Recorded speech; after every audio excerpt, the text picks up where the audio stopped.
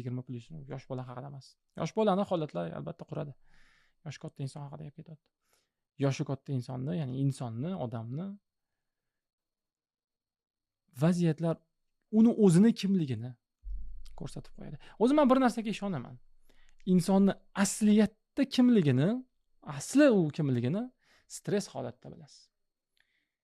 Qiyin vaziyatda bilasiz. Bosim ostida bilasiz.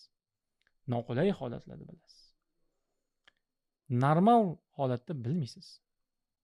Rostdan bilmaysiz. Qiyin. Chunki biz maskalarda yuramiz.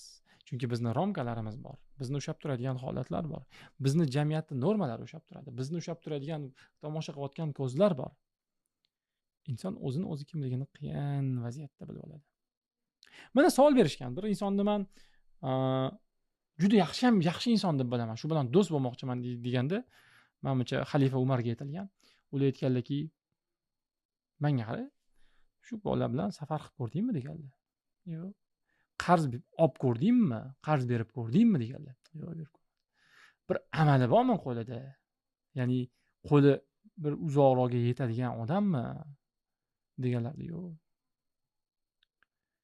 Unda hali yaxshi yomonligini bilmas ekansan. Do'st, shoshibsan sen. Shunga o'xshash endi men adashgan bo'lishim mumkin degan narsa aytgan.